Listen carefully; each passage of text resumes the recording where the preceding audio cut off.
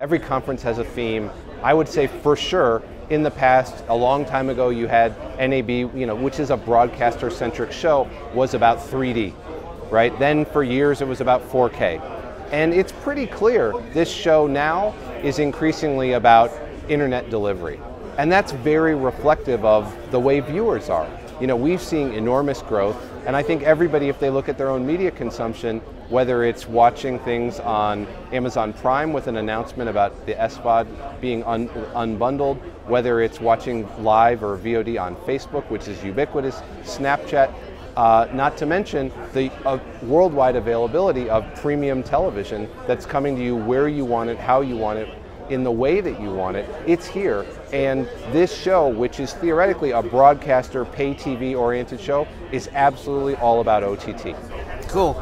And I wanted to ask you, we're here at the NAB, we're doing a lot of interviews about the standardization of advertising around premium video. Yep. The measurements and how it's figured out, and where do we stand? What's your thoughts on that? Yeah, I think one of the things is that there's always a balance between standardization and people who want to have custom formats, native. I think that in general, having come from a TV background, standardization in some ways is good because it means that having measurement, it's the way you can make sure you can sell. People agree on a common currency, and that's always good. And I think if we're going to get more TV money in that's very used to trading against currency, then I think you need to have some level, an increasing level of standardization to be in on the buy. Because it's sort of the Wild West, isn't it? Like the early days of the internet, maybe. I'm not sure what's going on. Yeah, I think that you definitely have people competing, especially with native formats, right? That's something you can't really measure necessarily. But I think that especially if you're going to compete against Google and Facebook that have huge audiences and have huge amounts of data, right? And they're going to continue to sell potentially with some measurement and some without.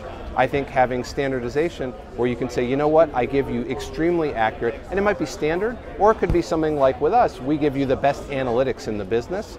You can, even if you don't have standards, you can take our analytics and really make your case about why an audience is really engaged when you're playing out content. And we do that both for the video delivery as well as we also own a premium ad serving platform that reaches hundreds of millions of people a month through our customers, and both of those are dedicated to giving great analytics. So even when you're in the Wild West, you can still give a map of where you need to go.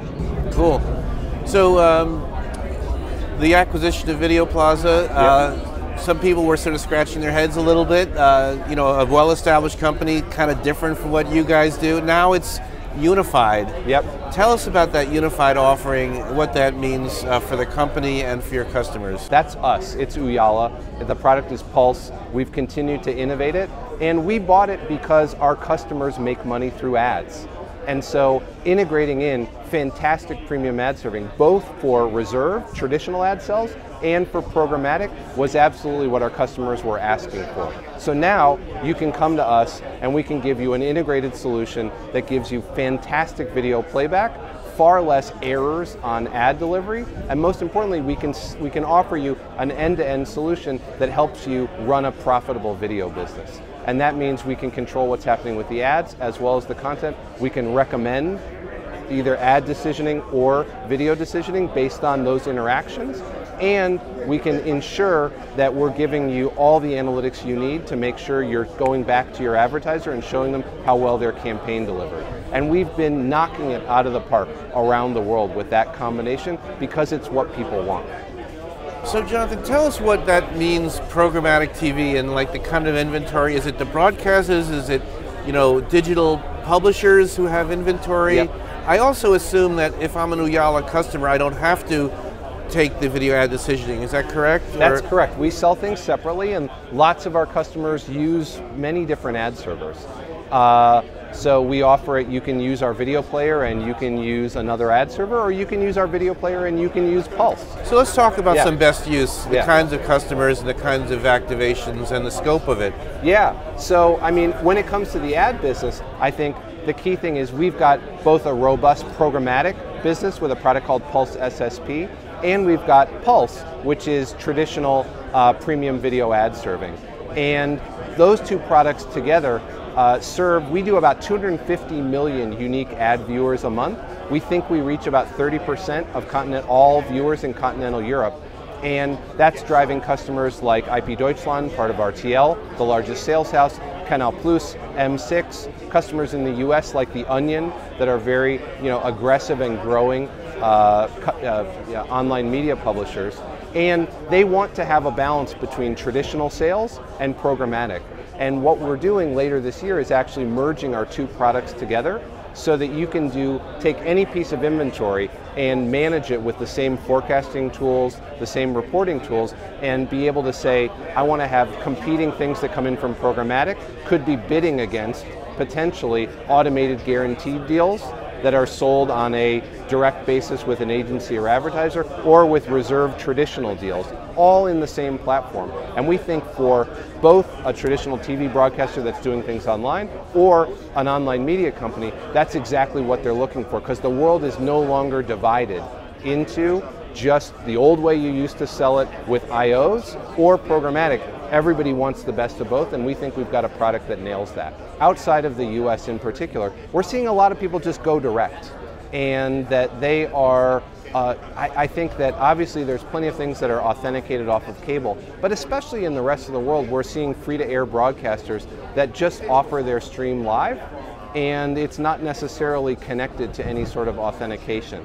I think here in the US there are definitely challenges about the authentication, and then you need a really good decisioning engine that can understand who the user is and the data is to be able to target those ads when it's authenticated or unauthenticated, and what cable provider you came from or what geography you might be. And Pulse can deliver ads across all of that with that segmentation. I think on the video playback side, what we're seeing is people want it to be smooth and easy, but increasingly I haven't seen a tremendous demand from the customer base here in the US of launching new TV Everywhere services. I think people are more experimenting with either making some things available for free. I think it's interesting to see what people are doing.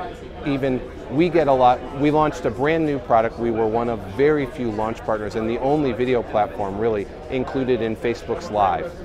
They're obviously live video on Facebook is a big new thing, and they drove that out at their F8 conference. What we're seeing, interestingly, is inquiries from people that are running authenticated TV Everywhere services that want to put clips onto Facebook.